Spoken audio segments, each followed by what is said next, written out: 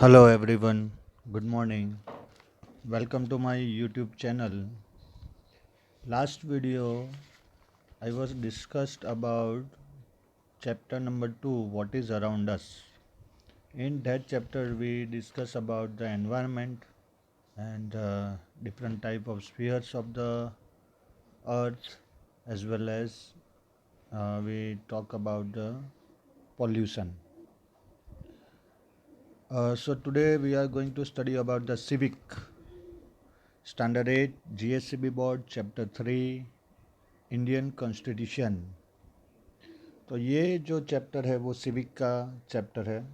Ninth standard में ये chapter इतना डिटेल्स में आएगा और वो लास्ट ईयर होगा आपका सिविक पढ़ने का। उसके बाद 10th स्टैंडर्ड में आपको सिविक के बदले इकोनॉमिक सब्जेक्ट इंट्रोड्यूस होगा।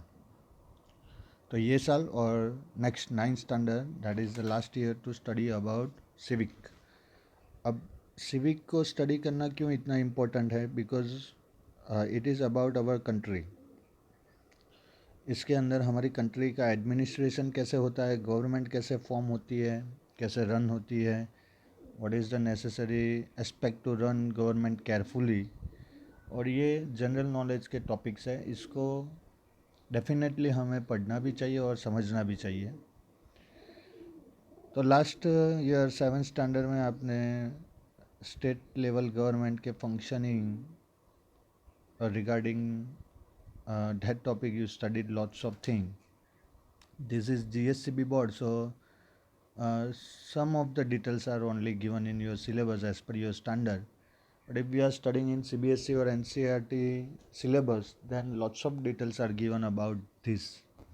But doesn't matter. We talk all the important points in our video as we done in past.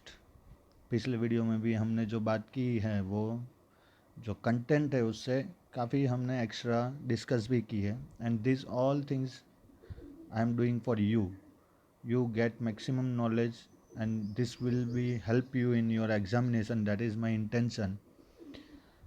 So in this video we are going to study about the constitution. In that, first we start with the introduction, then after formation of our constitution, creators of our constitution, uh, salient features of our constitution like democratic rule, secularism, republic, federal state, all that.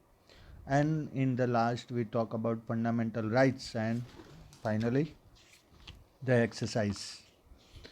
So what is constitution? That is the thing to understand first. Constitution क्या है ये हमें पहले समझना चाहिए, इसके बाद ही हमें पता चलेगा इसका इम्पोर्टेंस क्या है वो. So see on your screen, this is the Constitution of India, this photo, and this is our preamble. It is same like your index. तो इन शॉर्ट कॉन्स्टिट्यूशन क्या है? तो एक रूल बुक है जिससे हमारी कंट्री की गवर्नमेंट को पता चलता है कि उनको क्या वर्क करना है और क्या वर्क नहीं करना है, what are their powers and what are their limitations. अब जैसे अब समझ लो कोई आप गेम खेल रहे हो, क्रिकेट ही समझ लो, अगर क्रिकेट में कोई भी मैच टाई हुई तो उसका मीनिंग क्या होता है? तो उसका मीनिंग ये होता है कि दोनों जो टीम है, सपोज इंग्लैंड और इंडिया की मैच है और मैच टाई हो गई, तो उसका मीनिंग क्या हुआ कि दोनों टीमों ने, इंग्लैंड और इंडिया की टीमों ने सेम स्कोर बनाया. अब ये कैसे डिक्लेयर होगा कि ये इसको ही टाई बोलेंगे?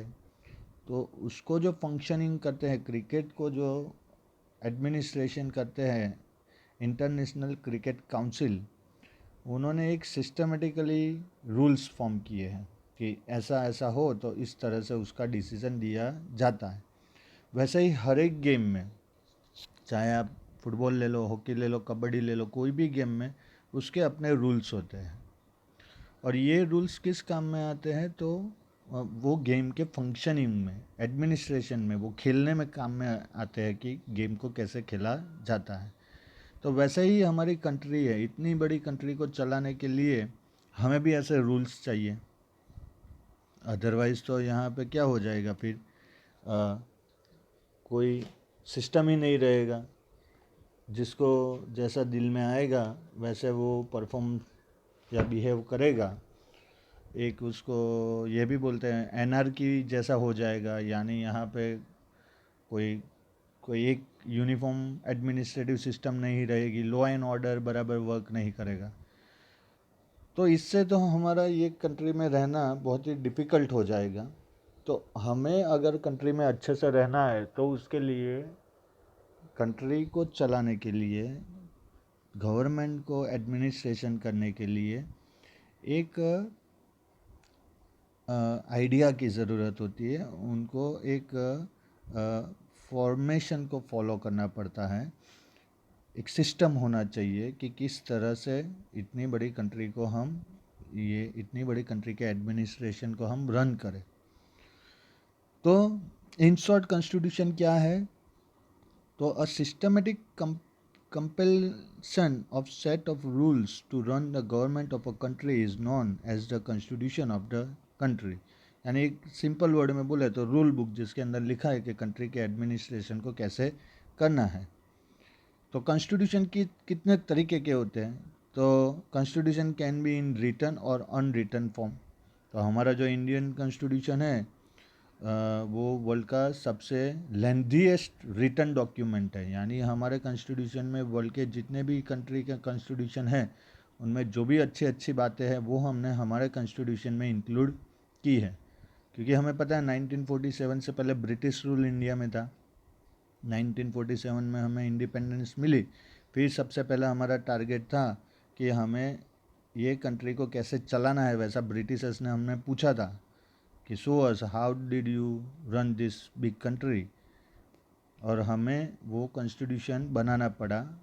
और ये कॉन्स्टिट्यूशन बनाने के टाइम पे जितने भी हमारे कॉन्स्टिट्यूंट असेंबली के मेंबर्स थे वो बहुत ही विजनरी थे। उन्होंने 1947 में देखा था कि आगे वाले फ्यूचर में इंडिया में कौन से लॉज की ज़रूरत पड़ेगी, कौन से क्राइम हो गए तो कैसे पनिशमेंट मिलेगी, कैसे गवर्नमेंट फंक्शन करेगी, स्टेट गवर्नमेंट की अथॉरिटी क्या होगी, सेंट्रल गवर्नमेंट की अथॉरिटी क्या होगी, सिटीजन्स के राइट्स क्या हो गए, स्टेट के डायरेक्टिव प्रिंसिपल्स क्या हो गए। ये सब उन्होंने वो टाइम पे विज़न किया था। अब यहाँ पे विज़न का लाइफ में बहुत इम्पोर्टेंट है। अगर आप फ्यूचर देख सकते हो, यानी अभी आपको पता हो कि 10 इयर्स के बाद आपकी सिचुएशन क्या है, then you plan everything very well. अब जो लोग पढ़ते नहीं हैं, होमवर्क टाइम पे नहीं करते हैं, आंसर्स याद नहीं रखते, उनको ये विज़न नहीं आता है कि 10 इयर्स के बाद उनकी सिचुएशन क्या होने वाली है, इसलिए वो अभी ये टाइम का इम्पोर्टेंस नहीं समझते हैं। पर जो लोग विजनरी है, जिनको पता है कि भाई 10 इयर्स के बाद कौन सी सिचुएशन आने वाली है, वो अभी पढ़ाई में अच्छे से ध्यान देगा, क्योंकि उसको पता है कि अपॉर्चुनिटी उसका वेट कर रही है। और जो ध्यान नहीं दे रहे हैं उनको पता ही नहीं है कि फ्यूचर में क्या होने वाला है, इसलिए वो अभी ध्यान नहीं दे रहे। तो विज़न हमारी लाइफ में होना चाहिए। अगर हमारी लाइफ में विज़न नहीं है तो हमारी लाइफ का कोई मीनिंग ही नहीं बनता है। मुझे मेरे टीचर ने बोला था कि तुझे ये सोचना पड़ेगा कि 10 इयर्स के बाद तू कौन से लेवल पे होगा। अब जब तक मैं ये नहीं सोचूंगा तब तक अभी जो मेरे पास रिसोर्सेस है उसको मैं यूटिलाइज़ नहीं करूँगा। और ऐसा बहुत सारे लोगों के साथ होता है। तो विज़न होना चाहिए हमारी लाइफ में। हमारे जो कॉन्स्टिट्यूंट असेंबली के मेंबर्स थे उनके पास विज़न था, वो फ्यूचर देख सकते थे, और इसीलिए इतना अच्छा, इतना बड़ा और हर एक पॉइंट जिसके अंदर इंक्लूड हो ऐसा कॉन्स्टिट्यूशन हमने बनाया। अब ये है रिटर्न डॉक्यूमेंट्स। वैसे ही बहुत सारी कंट्रीज़ ऐसी है जिनका कॉन्स्टिट्यूशन अनरिटन फॉर्म है, मतलब में ओरल ही है। जैसे ब्रिटेन ले लो, उसका जो कॉन्स्टिट्यूशन है वो बहुत शॉर्ट कॉन्स्टिट्यूशन है, वो ओरली बोलते हैं, हो गया वो, पर कॉन्स्टिट्यूशन है।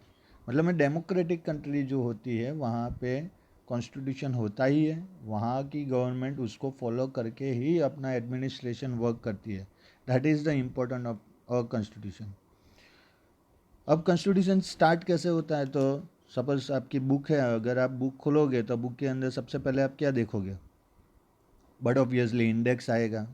इंडेक्स में आपको पता चलेगा कि हिस्ट्री के चैप्टर कौन से हैं, ज्योग्राफी के कौन से, सिविक्स के कौन से हैं, और उससे एक आइडिया आ जाता है हमें कि हमें पूरे ईयर में क्या पढ़ना है और कितना पढ़ना है।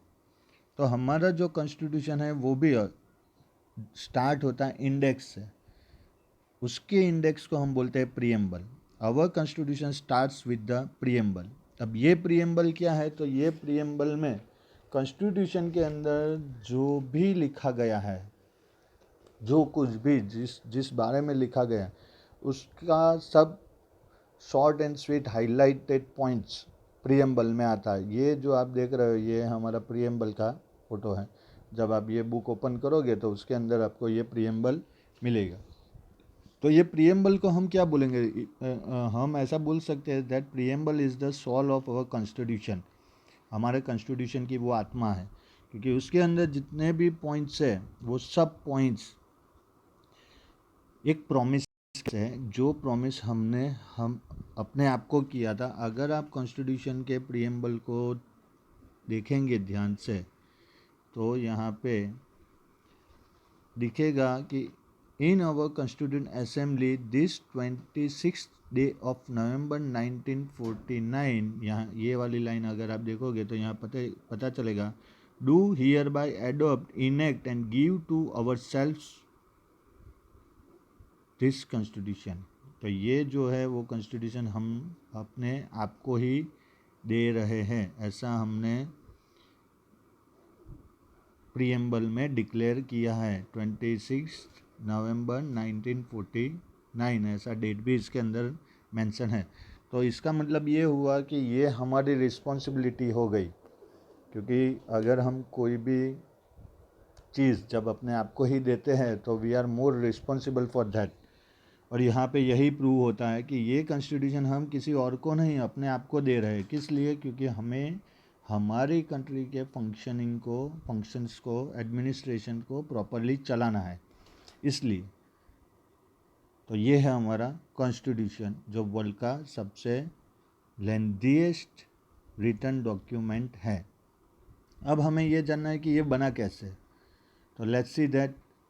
तो ये देखिए, formation of constitution of India. ये जितने भी फोटोग्राफ्स आप देख रहे हो, ये फोटोग्राफ्स आपकी टेक्स्ट बुक में नहीं है, पर यहाँ पे आपको स्क्रीन के ऊपर दिखाई देंगे। ही इज़ ये अगर आप देखोगे तो first prime minister of India Jawaharlal Nehru है, Baba Saheb Ambedkar. Formation of constitution of India, इनका बहुत ही इम्पोर्टेंट रोल है। सरदार वल्लभ भाई पटेल यहाँ पे आपको दिख रहे हैं। तो ये सब लीडर्स थे जिन्होंने मिलके ये कॉन्स्टिट्यूशन को बनाया। तो the constitution of India is the statement of national goals and aims such as democracy, socialism, secularism, national unity etcetera. तो यहाँ कॉन्स्टिट्यूशन में ये सब बातें लिखी गई कि हमारी कंट्री डेमोक्रेटिक कंट्री है। डेमोक्रेसी का मीनिंग क्या है वो कॉन्स्टिट्यूशन में लिखा है। हमने हमारी कंट्री को सेक्युलर कंट्री डिक्लेयर किया है। तो सेक्युलर का मीनिंग क्या है वो हमारे कॉन्स्टिट्यूशन में लिखा है। सोशलिज्म के बारे में लिखा है, what is socialism. National unity के बारे में लिखा है। तो ये कब फॉर्म हुआ था? The constituent assembly was established to form this constitution. It started working from 9th December 1946।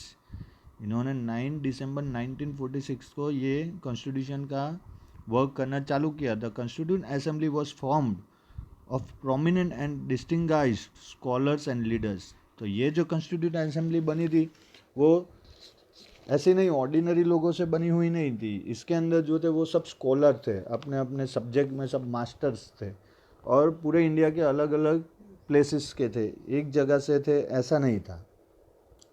There political vision and foresight was incorporated in the constitution. तो उनका जो विज़न था पॉलिटिक्स के बारे में और फ्यूचर के बारे में इंडिया के, वो ये कॉन्स्टिट्यूशन के अंदर हमें दिखता है। Leaders like Jawaharlal Nehru, doctor Rajendra Prasad, Sardar Patel, Maulana Abdul Kalam Azad, Shyam Prasad Mukherjee, Sardar Baldev Singh etcetera provided their guidance. तो ये सब बड़े बड़े लीडर्स हैं वो टाइम के, जिन्होंने अपना अपना कंट्रीब्यूशन इसके अंदर दिया कॉन्स्टिट्यूशन बनाने के लिए, कि कॉन्स्टिट्यूशन में क्या चाहिए, क्या नहीं चाहिए, क्या इंक्लूड करना है। कंट्री का कोई भी पर्सन इसके बेनिफिट से बाकी नहीं रहना चाहिए, कोई भी डिस्क्रिमिनेशन नहीं होना चाहिए। जो इससे पहले हमारी कंट्री में रिलीजन की वजह से या बर्थ की वजह से जो भी डिस्क्रिमिनेशन होता था वो सब यहाँ पे डिक्लाइन करना था। उसके लिए डीप नॉलेज चाहिए। अगर डीप नॉलेज नहीं होगा तो वो पॉसिबल नहीं है। अगर हम यहाँ देखेंगे तो हमें पता चलेगा that in August 1947 the drafting committee was set up under doctor B R Ambedkar. जो डॉक्टर बी आर आम्बेडकर थे इसके ड्राफ्टिंग कमेटी के चेयरमैन थे। On 26 November 1949 the final draft of the constitution was adopted by the Constituent Assembly and Constitution of India came into force on 26 January 1950. Totally takes 2 years 11 months and 18 days। तो 9 दिसंबर 1946 को ये चालू हुआ और complete हुआ 26 जनवरी 1950 को। इसको हमने एनफोर्स किया। 26 नवंबर 1949 को ये कंप्लीट हुआ था। तो इसके बीच में 2 years 11 months और 18 days का टाइम गया ये कॉन्स्टिट्यूशन बनाने के लिए। और इसके अंदर क्या लिखा गया, तो Frank Anthony represented the Anglo Indian community and HP Modi represented the Parsi community. तो अब ये एंग्लो इंडियन कम्युनिटी क्या है वो पहले समझ लो। तो ब्रिटिशर्स जब इंडिया में थे और जो भी यूरोपियन पोर्टुगीज़ या फ्रेंच जो भी इंडिया में थे, तब कुछ this European man married with Indian women and some Indian men married with this European women, and by this whatever the child born they include into this Anglo-Indian community। यानी European जब India में थे तो जो भी Britishers ने Indian lady के साथ शादी की और उनके थ्रू उनका जो भी बच्चा हुआ या जो भी यहाँ के मैन ने कोई ब्रिटिशर्स से विमेन से शादी की और उनका जो बच्चा हुआ वो इस कम्युनिटी में इंक्लूड हुआ, जिसको बोला गया एंग्लो इंडियन कम्युनिटी।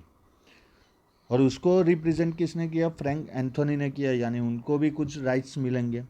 और पारसी कम्युनिटी को भी इंक्लूड किया गया, जिसको रिप्रेजेंट किया था HP मोदी ने। The committee had various constitution scholars like Alladi Krishna Swami Ayyar, doctor BR Ambedkar, KM Munshi etcetera. तो ये जो कॉन्स्टिट्यूंट असेंबली थी उसके अंदर ऑर्डिनरी लोग नहीं थे, ये बहुत ही इंटेलिजेंट और स्कॉलर लोग थे।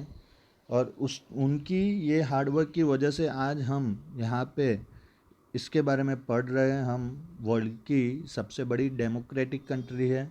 इतनी सारी डाइवर्सिटी होने के बाद भी हम लोग एक यूनिटी में रहते हैं। India is known as a country.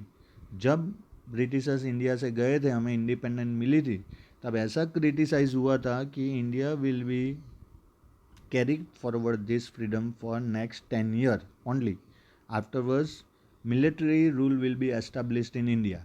ऐसा क्रिटिज्म हुआ था। पर आज 72-73 ईयर्स हो गए हैं, पर फिर भी इंडिया एक डेमोक्रेटिक कंट्री के जैसा ही वर्ल्ड में है और वर्ल्ड की लार्जेस्ट डेमोक्रेटिक कंट्री है। So we should proud that we are living in this kind of country. उसका रीज़न ये है कि ये जो कंट्री के जो लीडर्स थे वो टैलेंटेड थे। There were female members like Sarojini Naidu and Vijayalakshmi Pandit also. तो ऐसा नहीं था कि सब मेल ही थे, फीमेल लीडर्स भी थी, मेंबर्स भी थी, सरोजनी नायडू और Vijayalakshmi Pandit. Doctor Rajendra Prasad was elected as the president of the constituent assembly, जो हमारे बाद में फर्स्ट प्रेसिडेंट ऑफ इंडिया भी बने, वही डॉक्टर राजेंद्र प्रसाद ये कॉन्स्टिट्यूंट असेंबली के भी प्रेसिडेंट थे। There were a number of sub committees to take care of various aspect of the constitution. ये कॉन्स्टिट्यूशन बनाने के लिए बहुत सारी सब कमिटीज़ बनी जो हर एक एस्पेक्ट के ऊपर डिस्कस करते थे, सोचते थे, सर्च करते थे और उसके बाद वो पॉइंट को कॉन्स्टिट्यूशन में इंक्लूड करते थे। The drafting committee which was headed by Dr. BR Ambedkar, Bhimrao Ambedkar, gave to the constitution its final shape। तो फादर ऑफ कॉन्स्टिट्यूशन भी बोला जाता है डॉक्टर भीमराव अंबेडकर को, क्योंकि उनकी कमेटी थी, वो ड्राफ्टिंग कमेटी थी और उन्होंने ही ये पूरे इतने बड़े कॉन्स्टिट्यूशन का फाइनल शेप दिया था। अब इसके लिए कितनी मीटिंग्स हुई थी, तो total 166 meetings were held by the constituent assembly in a time period of 2 years 11 months and 18 days। तो अप्रोक्सीमेटली 3 years में ये जितने भी मेंबर्स थे, इसके बाद वाली स्लाइड में मैं आपको दिखाता हूँ कौन कौन कितने कितने मेंबर्स थे। ये सब 166 टाइम्स मिले थे 3 years के अंदर। अब सब पूरे इंडिया में अलग अलग स्टेट में रहते, अलग अलग सिटी में रहते, फिर भी उनका डेडिकेशन देखो। ये कंट्री के लिए उनका जो एक फीलिंग्स हम जो बोलते हैं, जो नेशनलिज्म बोलते हैं, वो देखो कितना स्ट्रॉन्ग था कि कंट्री के वर्क के लिए, हमारे लिए वो लोग इतना भागे, इतना उन लोगों ने हार्डवर्क किया। On 26 November 1949, the committee passed the constitution which was enforced on 26 January 1950। तो 1949 नवंबर 26 को ये ऑलरेडी सब डिक्लेयर हो गया था, पर उसको हमने एनफोर्स किया 26 जनवरी 1950 को। That is why we celebrate 26 January as the republic day. वो दिन हमने हमारी कंट्री को रिपब्लिक नेशन डिक्लेयर किया था। अब रिपब्लिक नेशन क्या है, डेमोक्रेटिक रूल क्या है, सेक्युलरिज्म क्या है, वो सब पॉइंट्स हमें ये चैप्टर में डिस्कस करना है। पर 26 जनवरी 1950 को ही हमने क्यों सिलेक्ट किया, ये एक क्वेश्चन है। तो 1930 में रिवर रावी के पास सबसे पहले हमने 26 जनवरी 1930 को हमारी एक टेम्पररी गवर्नमेंट बनाई थी, और वो दिन हमने सबसे पहले हमारा ट्राई कलर फ्लैग होस्ट किया था, और उसकी वजह से हमने 26 जनवरी को ही हमारा कॉन्स्टिट्यूशन एनफोर्स करने के लिए सिलेक्ट किया। ये जब 9th स्टैंडर्ड में आओगे तो ये चैप्टर फिर से आएगा, तब हम उसके बारे में डिस्कस करेंगे। पर फिलहाल के लिए आपके नॉलेज के लिए कि 1930 26 जनवरी को first time the try colour flag of India hosted on the bank of river Ravi, and that is why we choose 26 January to enforce our constitution। तो इस तरह से हमारा कॉन्स्टिट्यूशन बना, इस तरह से फॉर्म हुआ। कितनी बड़ी उसके पीछे सोच थी, कितना हार्डवर्क था। अब इसके बाद देखो कि कितने लोग इसके अंदर इंक्लूड थे। These are the creators of constitution. ये पूरी टीम है, जितने सारे मेंबर्स थे वो सब यहाँ पे, ये सब मेन लीडर्स हैं। आप देखो ये जितने भी फोटोग्राफ्स है वो आपकी टेक्स्ट बुक में नहीं है। यहाँ पे ये BR अम्बेडकर, कृष्ण स्वामी अय्यर, ये सब लीजेंडरी है, देख सकते हैं आप। ये सरदार वल्लभ भाई पटेल, जिसको आप जूम करके आपको आइडेंटिफाई करना है। कन्हैयालाल मुंशी है, सरोजनी नायडू है, ये देखिए। तो ये सब लीडर्स थे। Doctor Rajendra Prasad, the president of constituent assembly, ये सब इसके अंदर है। तो अब इन लोगों ने जो कॉन्स्टिट्यूशन बनाया उसकी हमें ज़रूरत क्या थी। तो why do we need a constitution. हमें कॉन्स्टिट्यूशन नहीं बना के देते तो क्या होता, तो क्या हम ये कंट्री को नहीं चला सकते थे। तो इसका आंसर है नहीं, नहीं चला सकते थे। What if there is no constitution. अगर कॉन्स्टिट्यूशन नहीं होता तो no country can function without a constitution. क्योंकि फॉर एग्जांपल अगर आपको कार चलाना है, कहीं पे जाना है, आपको कार चला के जाना है, तो उससे सबसे पहले आपको क्या चाहिए होता है कार चलाने के लिए।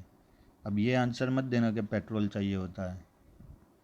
सबसे पहला चाहिए होता है लाइसेंस कार चलाने का। कार चलाना हमें सीखना पड़ता है, उसके रूल्स होते हैं। अगर हमें कार चलाना नहीं आता है और फिर हमें कार में बिठा दे तो वो कार चलेगी तो नहीं चलेगी, एक्सीडेंट हो जाएगा।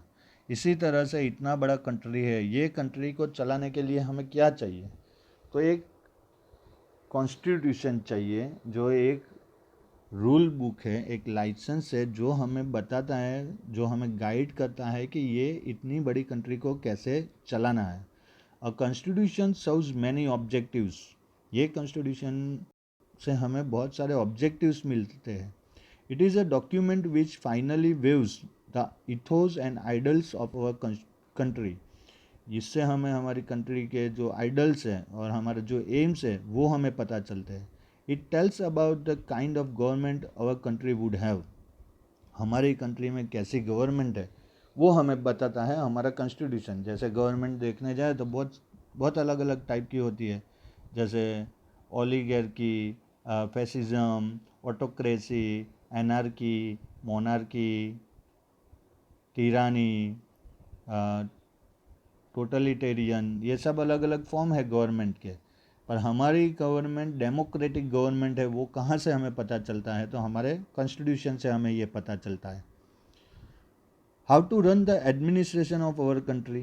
If a democratic form of government, we elect our leaders so that they can run the administration on our behalf. तो डेमोक्रेटिक कंट्री है, उसका मतलब ये हुआ कि हम हमारे लीडर्स को हमारे में से ही इलेक्ट करके उसको ये पावर देते हैं कि वो ये कंट्री को चलाए. पूरा एडमिनिस्ट्रेशन हम उनके हाथ में देते हैं. This is the feature of democratic country. For the people, by the people end of the people. That is called democracy, जिसको गुजराती में लोकशाही बोलते हैं. इसका मतलब जहाँ पे citizens are most powerful element of functioning of the government, that is called democracy. तो हमारी कंट्री डेमोक्रेटिक कंट्री है. वो हमें कहाँ से पता चलता है? तो हमारे कॉन्स्टिट्यूशन में, क्योंकि उसके अंदर ये लिखा है कि जो भी गवर्नमेंट, जो भी प्राइम मिनिस्टर या प्रेसिडेंट या चीफ मिनिस्टर जो भी बनेंगे, वो बनेंगे कहाँ से? लोगों में से, सिटीजन्स में से. वो उनको वोट करेंगे. जो ज़्यादा वोट ले जाएगा वो फंक्शनिंग करेगा. अब वो कैसे होगा, क्यों होगा, किस तरह से होगा, उसका टाइम लिमिट क्या होगा, उसकी एज कितनी होगी, ये सब भी कॉन्स्टिट्यूशन के अंदर लिखा है. However, there are provisions in the constitution to check the misuse of power by the leaders. उसके अंदर ये भी लिखा है कि अगर कोई गवर्नमेंट में आता है और वो ये पावर को मिसयूज़ करता है तो फिर क्या? तो हमारे पास क्या ऑप्शन बचा है? वो भी हमारे कॉन्स्टिट्यूशन में लिखा है. इसलिए ये कॉन्स्टिट्यूशन हमारे लिए इतना इम्पोर्टेंट है, क्योंकि इससे हमें पता चलता है कि हमारी कंट्री को हमें कौन से डायरेक्शन में रन करना है, किस तरह से इसको एडमिनिस्ट्रेशन करना है, लोगों के हाथ में कौन से पावर्स है, उसको कब यूज़ कर सकते हैं, लोगों के राइट्स क्या है और ड्यूटीज़ क्या है, और गवर्नमेंट को कैसे फंक्शन करना है. और इसके लिए हमें ये जो क्रिएटर्स ऑफ द कॉन्स्टिट्यूशन है उनको थैंक यू बोलना पड़ेगा, क्योंकि अगर ये लोग नहीं होते तो हमें हमारे कॉन्स्टिट्यूशन के बारे में कुछ भी पता, हमारी कंट्री के बारे में क्या करना है क्या नहीं करना है वो पता नहीं चलता. और अगर इनके बदले कोई और लोग होते जिनका विज़न थोड़ा कम होता तो उसकी पेनल्टी है वो आज हम भर रहे होते. But we are lucky that we found this kind of legendary leaders in our country. Those makes our future bright. आज हम इंडिया में आराम से रह रहे हैं. पूरा हमारी फ्रीडम हम यूज़ कर रहे हैं. कहीं पे भी आ सकते हैं, कहीं पे भी जा सकते हैं, कोई भी बिज़नेस, कोई भी जॉब कर सकते हैं, एजुकेशन ले सकते हैं. तो इतना ही अच्छी लाइफ डेमोक्रेसी में ही मिलती है, क्योंकि मोनार्की में जहाँ राजा होता है वहाँ पे इतनी फ्रीडम नहीं होती है. डिक्टेटरशिप में आपको इतनी फ्रीडम नहीं मिलती है. हमारी कंट्री में कोई भी रिलीजन आप फॉलो कर सकते हो. हमने डिक्लेयर किया है, हमारे कॉन्स्टिट्यूशन में लिखा है कि India is a secular country. Other countries में जाओ, जैसे पाकिस्तान में जाओ, पाकिस्तान इज़ इस्लामिक कंट्री. वहाँ पे आपको इस्लाम ही फॉलो करना है. वहाँ पे आपको इंडिविजुअली क्या चाहिए उसका इम्पोर्टेंस नहीं है. तो ऐसे वर्ल्ड के बहुत सारे कंट्री है जहाँ पे अलग अलग रूल है. पर as a human, this is our moral right to live our life as per our will. तो ये हमारे कॉन्स्टिट्यूशन ने हमें ये पावर दिया है कि हम हमारी लाइफ को हमारे हिसाब से जिए. अब जो टॉपिक है हमारा salient features of our constitution, जहाँ पे प्रियम्बल के अंदर जो भी वर्ड्स यूज़ हुए हैं, जैसे democratic rule, secularism, Republic, federal state, ये क्या है उसके बारे में हमें डिस्कस करना है. पर वो डिस्कस हम आज के वीडियो में नहीं करेंगे. ये डिस्कस हम अभी नेक्स्ट जो वीडियो आएगा पार्ट 2 उसके अंदर करेंगे. तो आई होप कि यहाँ तक आपको सब कुछ क्लियरली समझ में आ गया है. कोई भी डाउट हो या कोई भी क्वेरी हो आप मुझे टेक्स्ट कर सकते हो, और हो सके तो इंटरनेट से हमारे कॉन्स्टिट्यूशन में कौन सी कंट्री के कॉन्स्टिट्यूशन से क्या अच्छी बातें एडॉप्ट की है उसको आपको ढूंढ के मुझे टेक्स्ट करके बताना होगा, जिससे आपका ये जो टॉपिक है वो आपके माइंड में पूरी तरह से स्टोर हो जाए। कभी भी कोई भी क्वेश्चन पूछेगा तो आप उसका आंसर इजीली दे सको, इसलिए ये एक एक्टिविटी आपको कंप्लीट करनी होगी। तो आज के वीडियो में हम यहाँ तक ही डिस्कस करते हैं। As I told you in my last video and telling this in every video, you must have to like the video, share the video and subscribe the channel. तब तक घर में ही रहना है। Stay home, stay safe, God bless you, thank you very much.